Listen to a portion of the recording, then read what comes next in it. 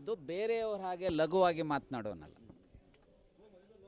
So ಏನು ಸಣ್ಣ ಪುಟ್ಟ ವ್ಯತ್ಯಾಸಗಳಿದ್ದಾವೆ, ಡಿಫರೆನ್ಸಸ್ ಇದ್ದಾವೆ, ಅದನ್ನು ಹೈಕಮಾಂಡ್ ಇವತ್ತು ಗಮನಿಸುತ್ತೆ ಅನ್ನೋಂಥ ವಿಶ್ವಾಸ ಇದೆ. ಏನಾದರೂ ವ್ಯತ್ಯಾಸಗಳಿದ್ದರೆ ಅದನ್ನು ಕೂಡಲೇ ಇಂಟರ್ವ್ಯೂನ್ ಆಗಿ ಹೈಕಮಾಂಡು ಅದಕ್ಕೆ ಪರಿಹಾರವನ್ನು ರೂಪಿಸುವಂಥ ಕೆಲಸ ಮಾಡಿ ರಾಜ್ಯದ ಅಭಿವೃದ್ಧಿ ಆಗಬೇಕು, ಪಕ್ಷ ಉಳಿಬೇಕು, ಮತ್ತೆ ಬರುವ ಚುನಾವಣೆಯಲ್ಲಿ ಕಾಂಗ್ರೆಸ್ಸು ಮತ್ತೆ ಅಧಿಕಾರಕ್ಕೆ ಈ ರಾಜ್ಯದ ಜನ ತರೋವಂಥ ಎಲ್ಲ ಅವಕಾಶಗಳಿದ್ದಾವೆ, ಅದನ್ನು ಮಾಡ್ತಾರೆ ಅನ್ನುವಂಥ ವಿಶ್ವಾಸ. ಯಾಕೆ ಪ್ರಶ್ನೆ ಅಂತಂದ್ರೆ ಸರ್, ನೀವು ಕಾಂಗ್ರೆಸ್ನ ಮೂಲ ಕಾಂಗ್ರೆಸ್ಸಿಗರು ಸರ್, ಸಾಕಷ್ಟು ಕಾಂಗ್ರೆಸ್ನ ಕಟ್ಟಿ ಬೆಳೆಸಲಿಕ್ಕೆ ಸಾಕಷ್ಟು ಶ್ರಮ ಪಟ್ಟಿದ್ದೀರಿ. ಆದರೆ ತನ್ವೀರ್ ಸೇಠ್ ಅವರು ಕೂಡ ಅದೇ ಹಾದಿಯಲ್ಲಿದ್ದಾರೆ, ಅವರ ಅಸಮಾಧಾನ ವ್ಯಕ್ತಪಡಿಸ್ತಾರೆ. ನಿನ್ನೆ ಬಾಲಕೃಷ್ಣ ಅವರು ಕೂಡ ಬೇಜಾರು ವ್ಯಕ್ತಪಡಿಸಿದ್ದಾರೆ. ಇದೇ ಥರ ಆದರೆ ಕಾಂಗ್ರೆಸ್ ನೋಡಿ, ನಾನು ನಿಮಗೊಂದೇ ಹೇಳ್ತೇನೆ. ನಾನು ವಿರೋಧ ಪಕ್ಷದ ನಾಯಕನಿದ್ದಾಗ ಈ ರಾಜ್ಯದಲ್ಲಿ ಅವತ್ತೇನು ಬಳ್ಳಾರಿಯ ರಿಪಬ್ಲಿಕ್ ಇತ್ತು, 1,00,000 ಕೋಟಿ ಸಂಪತ್ತನ್ನು ಲೂಟಿ ಆಗಿತ್ತಲ್ಲ ಬಳ್ಳಾರಿ ಇನ್ನಿತರ ಭಾಗಗಳಲ್ಲಿ. ಅದರ ವಿರುದ್ಧ ವಿರೋಧ ಪಕ್ಷದ ನಾಯಕನಾಗಿ ಮತ್ತು ಒಂದು ವರದಿಯನ್ನು ಕೊಟ್ಟಂಥ ಹಿನ್ನೆಲೆಯಲ್ಲಿ ಅಧಿಕಾರಕ್ಕೆ ಬಂದಂಥದ್ದು. ಹಾಗಾಗಿ ನಾನು ಇವತ್ತು ಹೇಳ್ತೇನೆ, ಪಕ್ಷ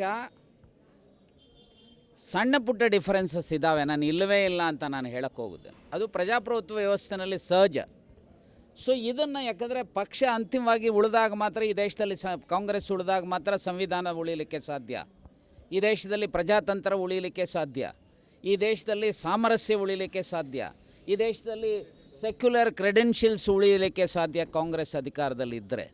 ಸೊ ಹಾಗಾಗಿ ನಾನು ವಿನಂತಿ ಮಾಡ್ತೇನೆ, ಏನೇ ಡಿಫರೆನ್ಸಸ್ ಇದ್ದರೂ ನಮ್ಮ ನಾಯಕರುಗಳು ಸಾರ್ವಜನಿಕವಾಗಿ ವ್ಯಕ್ತಪಡಿಸೋದಕ್ಕೆ ಬದಲು ಹೈಕಮಾಂಡ್ ಜೊತೆಯಲ್ಲಿ ರಾಜ್ಯದ ನಾಯಕತ್ವದ ಜೊತೆಯಲ್ಲಿ ವ್ಯಕ್ತಪಡಿಸಬೇಕೇ ಹೊರತು ಅಂತಿಮವಾಗಿ ಹೈಕಮಾಂಡ್ ಮತ್ತು ನಾಯಕತ್ವ ಏನಾದರೂ ಸಣ್ಣ ಪುಟ್ಟ ಡಿಫರೆನ್ಸಸ್ಸನ್ನು ಸಾರ್ಟ್ ಔಟ್ ಮಾಡಿ ಜನ ಮೆಚ್ಚುವಂಥ ಸರ್ಕಾರ ಮತ್ತು ಪಕ್ಷ ಕಟ್ಟುವಂಥ ಕೆಲಸ ಮಾಡಬೇಕು ಅಂತೇಳಿ ಆಗ್ರಹಿಸಿ. ಈಗ ಅಧಿಕಾರ ಹಂಚಿಕೆ ಬಗ್ಗೆ ನಿಮ್ಮ ಅಭಿಪ್ರಾಯ ಏನು ಸರ್? ಈಗ ಡಿ.ಕೆ. ಶಿವಕುಮಾರ್ ಅವರಿಗೆ ಸಿಎಂ ಹುದ್ದೆ ಕೊಡೋ ವಿಚಾರಕ್ಕೆ ನಾನು ಸ್ಪಷ್ಟಪಡಿಸ್ತೇನೆ. ನಾನು ಒಬ್ಬ ಸಣ್ಣ ಸಾಮಾನ್ಯ, ಆಫ್ಕೋರ್ಸ್ ಪಕ್ಷದ ಪದಾಧಿಕಾರಿ ಇದ್ದೇನೆ, ಮಾಜಿ ವಿರೋಧ ಪಕ್ಷದ ನಾಯಕ, ಮಾಜಿ ಸಂಸತ್ ಸದಸ್ಯನಿದ್ರೂ ಸಹ ಈ ಅಧಿಕಾರ ಕೊಡೋದಾಗಲಿ ತಗೊಳ್ಳೋದಾಗಲಿ ಇದು ನನ್ನ ಕೈಲಿಲ್ಲ, ನಮ್ಮಂಥವ್ರ ಕೈಲಿಲ್ಲ. ಅಲ್ಟಿಮೇಟ್ಲಿ ಹೈಕಮಾಂಡ್ ಏನು ಮಾತುಕತೆ ಆಗಿದೆಯೋ ಇಲ್ವೋ ನಮ್ಗೆ ಗೊತ್ತಿಲ್ಲ. ನಾನು ನಿಮ್ಮ ಮೂಲಕನೂ ಸಹ ನಾನೀಗ ಯಾರಿಗೇನು ಹೇಳ್ಬೋದು ಈಗಾಗಲೇ ಹೇಳಿದ್ದೇನೆ, ಈಗಲೂ ನಿಮ್ಮ ಮೂಲಕ ಹೇಳ್ತೇನೆ, ದಯಮಾಡಿ ಪಕ್ಷವನ್ನು ಸದೃಢವಾಗಿ ಸರ್ಕಾರ ಮತ್ತು ಪಕ್ಷ ಉಳಿಸುವಂಥ ದೃಷ್ಟಿಯಿಂದ ಹೈಕಮಾಂಡ್ ಕೂಡಲೇ ಕ್ರಮ ಜರುಗಿಸಲಿ ಅಂತೇಳಿ ಅವರಲ್ಲಿ ವಿನಂತಿ.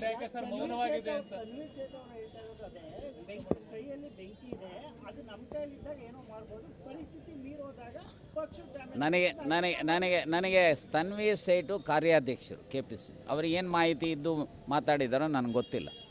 ಸೊ ನಾನು ಇಷ್ಟೇ ಹೇಳ್ತೇನೆ, ಪಕ್ಷ ಉಳಿಬೇಕು, ಸರ್ಕಾರ ಉಳಿಬೇಕು.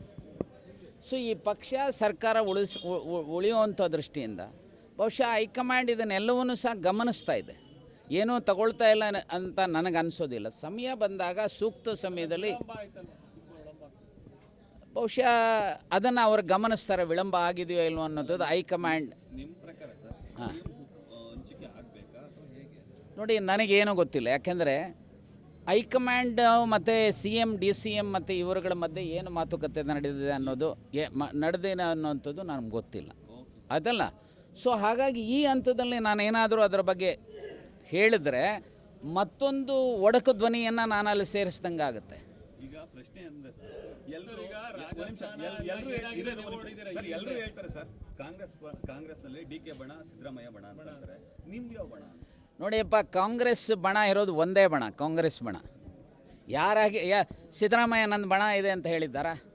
DK ಶಿವಕುಮಾರ್ ನನ್ನ ಬಣ ಇದೆ ಅಂತ ಹೇಳಿದ್ದಾರಾ?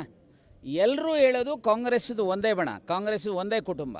ಹಾಗಾಗಿ ಸಿದ್ದರಾಮಯ್ಯ, DK ಶಿವಕುಮಾರು, ಖರ್ಗೆ ಅವರು, ನಾನು ಎಲ್ಲರೂ ಸಹ, ತನ್ವೀರ್ ಸೇಠ್ ಎಲ್ಲರೂ ಸಹ ಕಾಂಗ್ರೆಸ್ಸಿನ ಕುಟುಂಬದ ಸದಸ್ಯರು. ಹಾಗಾಗಿ ಬಣಗಳಿಲ್ಲ.